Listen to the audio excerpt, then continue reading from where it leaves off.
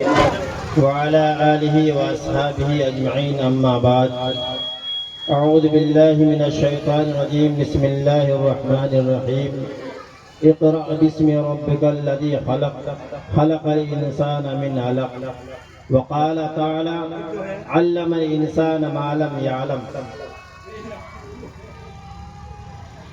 صدق اللہ العظیم۔ میدان امتحان سے گھبرا کے ہٹ نہ جانا، میدان امتحان سے گھبرا کے ہٹ نہ جانا، یہی تہ تکمیل زندگی چوٹوں پہ چوٹ کھانا۔ عند الامتحان یکرم الرجل او یہان۔ معزز علماء کرام، اساتذہ اعظام، بزرگوں اور دوستوں، میری ماں اور بہنوں، آج کے جلسے کا دو عنوان ہے۔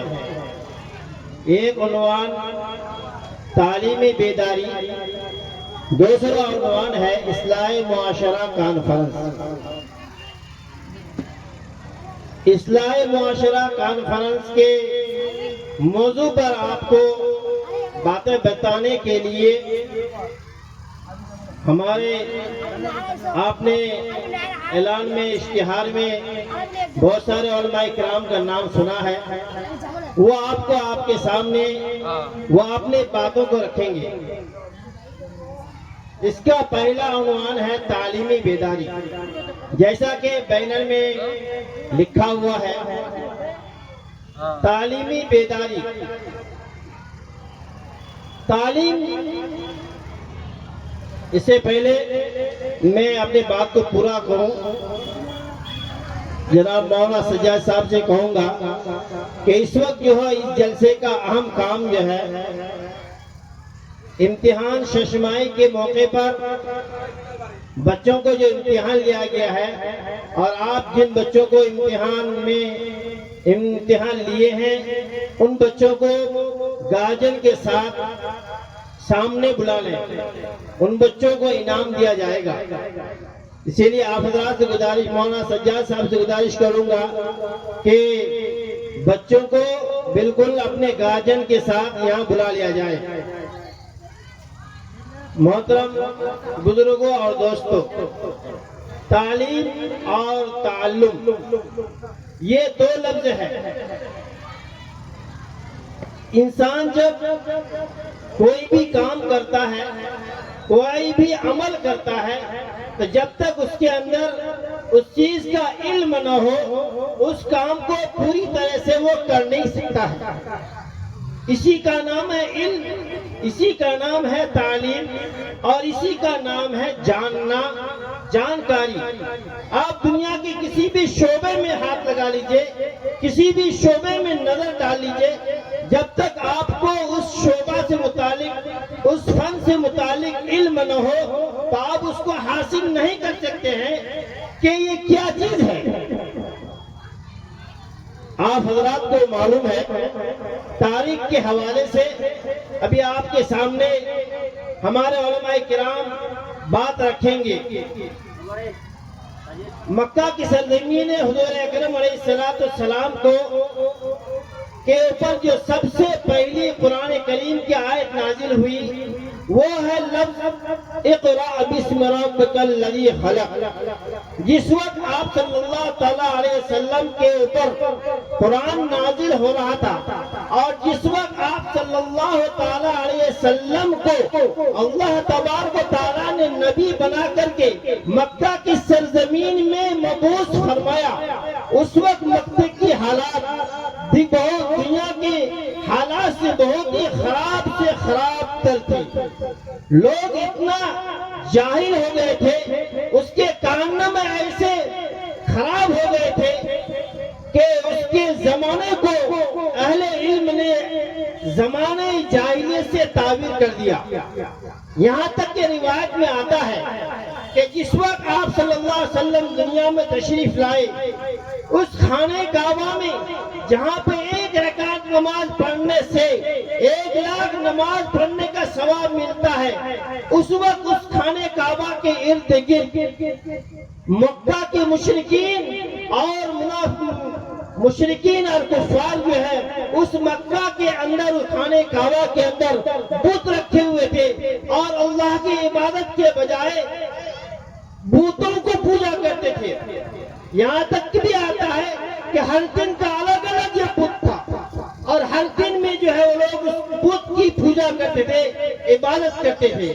زنا اتنا عام ہو گیا تھا کہ لوگ کھلے عام زنا کر رہے تھے، چوری اتنا عام ہو گیا تھا تو کہ لوگ کھلے عام چوری کر رہے تھے، بات بات پر لوگوں کو قتل ہو جاتا تھا۔ ان لوگوں کا عمل ایسا ہو گیا تھا کہ اللہ کو چھوڑ کر کے معبود باطل کو سامنے اپنے سر کو جھکاتے تھے۔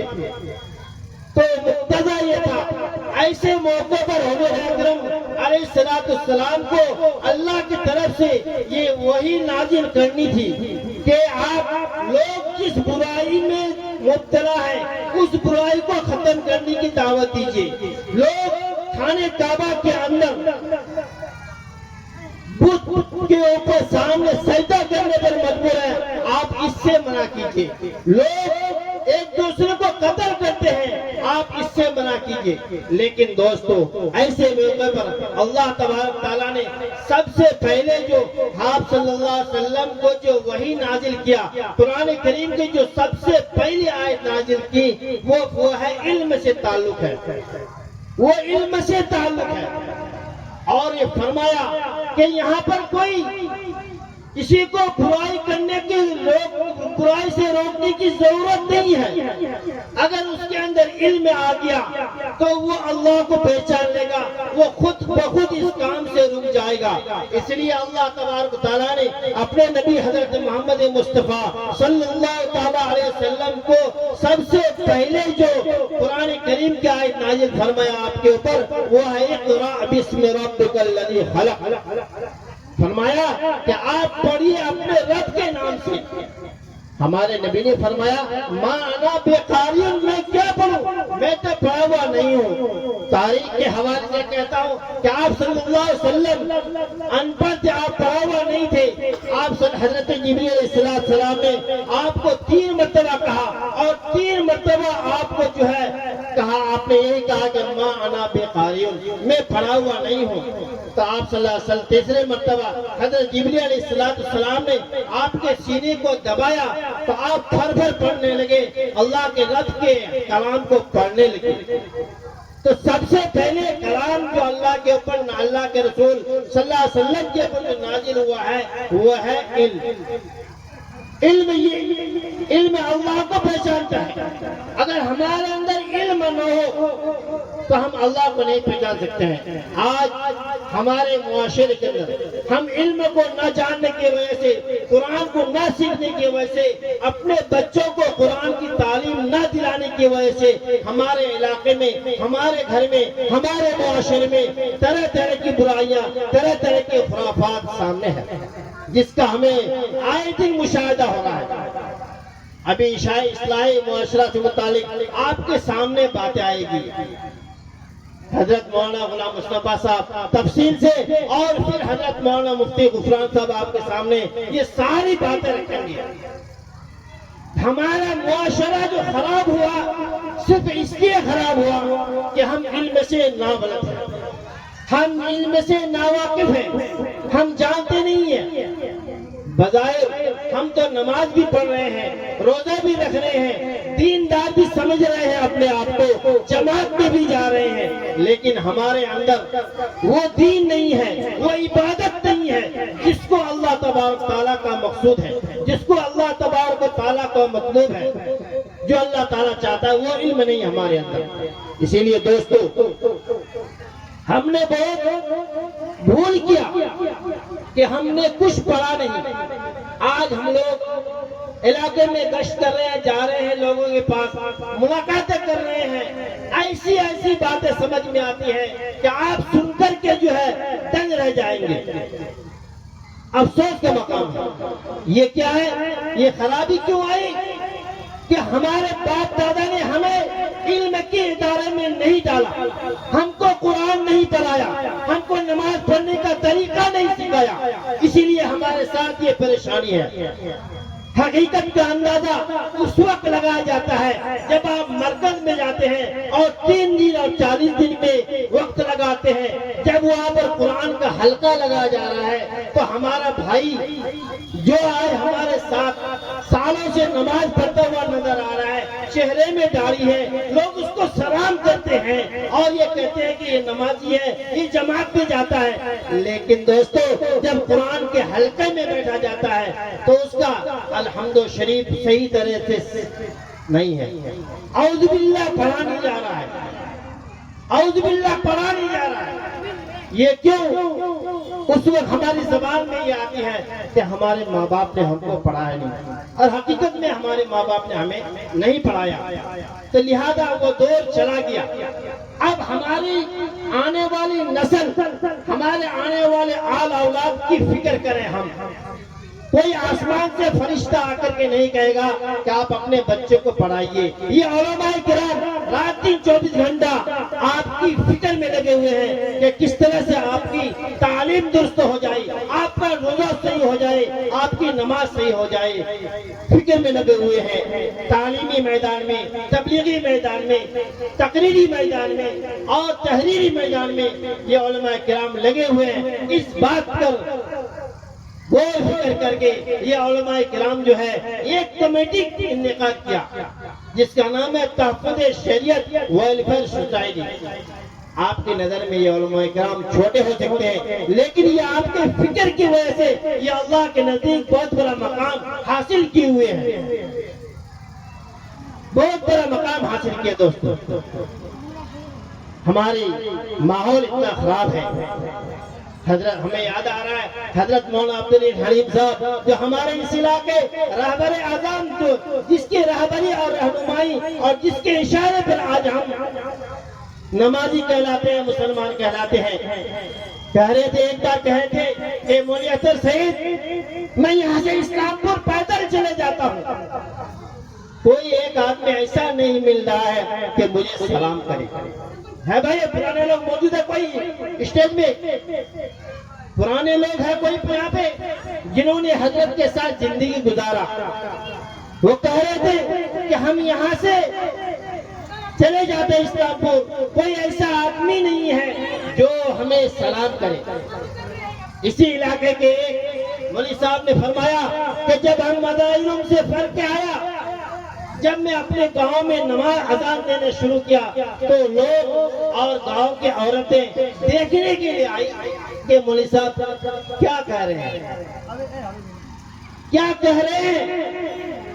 یہ دور زمانے جاہلیت کا یاد تازہ کرتی ہے دوستو، لہذا اب وہ دور نہیں ہے، اب وہ زمانہ نہیں ہے۔ آج خدا کے دربار میں آپ کو یہ بہانہ نہیں چلے گا کہ ہمارے باپ دادا نے ہمیں نہیں پڑھایا، لیکن آپ کے اوپر ذمہ داری ہے سیکھنے کا۔ اللہ تبارک تعالیٰ سے دعا کیجیے کہ اللہ تعالیٰ آپ کو صحیح نماز آ جائے، صحیح قرآن آ جائے، اور اسی کی محنت ہے۔ اگر ہم نہیں پڑھ پا رہے ہیں تو اپنے بچوں کو ان مدرسے میں لا کے ڈالیے اور بچوں کے قرآن کو سکھائیے، بچوں کو صحیح تعلیم دلائیے، تاکہ یہ بچہ کل قیامت کے دن آپ کی سفارش کا ضامن بنے۔ یہ بچہ کل قیامت کے دن آپ کے لیے آپ کو لے کر کے جنت میں جائے گا۔ ابھی جو اس مدرسے کے اندر جتنے بچے پڑھتے ہیں، مدرسہ قاسم العلوم کدالدہ کے سارے بچے جو مدرسے میں پڑھتے ہیں وہ پنڈال کے بائیں جانب آ کر کے بیٹھ جائیں۔ جو بچے یہاں پڑھتے ہیں کدالدہ کے مدرسے میں وہ آگے آ جائیں، بائیں جانب بیٹھ جائیں، ان کو انعام دیا جائے گا۔ جلدی آ جائیں۔ کمیٹی کے حضرات بچوں کو آگے لانے کی فکر کریں۔ کمیٹی کے نوجوان خاص طور پر جو ممبران ہیں ان سے گزارش ہے کہ بچوں کو آگے لانے کی فکر کریں۔ تعلیم کے سلسلے میں ہمارے علاقے میں، ہمارے علاقے میں ہمارے گاؤں دیہاتوں میں جو تعلیم کا نظام بگڑا پڑا ہوا ہے، اس کا بخوبی اندازہ ہمیں ہوتا ہے۔ ہمیں غور فکر کرنا چاہیے کہ ہمارے مسجد کا نظام کس طرح سے صحیح ہو جائے، ہمارے مکتب کا نظام کس طرح صحیح ہو جائے۔ افسوس کا مقام ہے جب ہم بچوں کو پڑھاتے ہیں تو وہ بچے پڑھنے کے لیے آگے ہیں، کسی کے سر میں ٹوپی نہیں، کوئی چڈی پہن کے آ گیا ہے، کوئی بغیر جوتا کے آ گیا ہے، کوئی جو ہے کتاب لے کے نہیں آیا ہے۔ یہ ہے ہمارا ماحول۔ یہ دینی تعلیم کے ساتھ یہ لاپرواہی، یہ بے ادبی، یہ گستاخی اللہ کو برداشت نہیں ہے دوستو۔ اس کے مقابلے میں دنیاوی معاملات میں، دنیاوی تعلیم میں آپ دیکھتے ہیں اسی علاقے میں 3-4 انگلش میڈیم اسکول کھول گیا ہے۔ بچے کو ماں جو ہے صبح سے تیار کراتی ہے، ہر کام اس کی ضرورت کے مطابق پورا کرتا ہے، لیکن نہیں کرتا ہے تو مدرسے کے کام کو نہیں کرتا ہے۔ دوستو، بات کو آگے نہ بڑھاتے ہوئے، یہ کام چونکہ ہماری جلسے کے صدر حضرت مولانا ارشد صاحب کا تھا اور ہمارے اس مدرسے اس جلسے کے زیر سربراہی حضرت مولانا کثیر الدین صاحب کا، یہ دونوں کسی حضرت سفر میں ہے اور مولانا کثیر الدین صاحب اپنے عدالت کی وجہ سے آپ کے درمیان میں نہیں آ سکے۔ اللہ تعالیٰ سے دعا کیجئے کہ اس کی عدالت کو شفائے کامل عطا فرمائے۔ ابھی جو انعامی پروگرام آپ کے سامنے رکھا جائے گا، یہ انعامی پروگرام یہ بچوں کی حوصلہ افزائی ہے۔ اس کے سلسلے میں ہمارے مدرسے میں علماء کرام کے ایک تعلیمی میٹنگ ہوئی۔ چند سال پہلے ہمارے مدرسے کے جانب سے تمام علاقے کے مدارس کا جائزہ لیا گیا اور ہمارے مدرسے سے اساتذہ کرام جا کر ہر مکتب میں امتحان لیا۔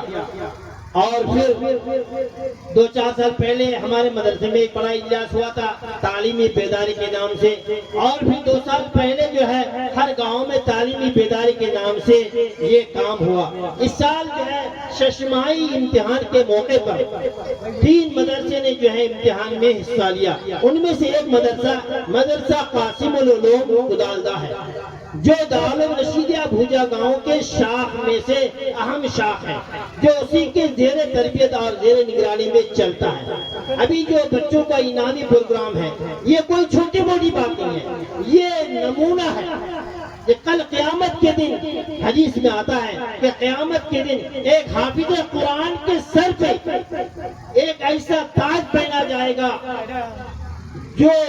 جس کی وہ ایسا چمکے گا کہ سورج کی روشنی بھی اس کے سامنے کم پڑ جائے گی، تو اس کے ماں باپ کہے گا کہ اے میرے پروردگار، ہمیں یہ تاج کس عوض میں پہنایا جائے گا؟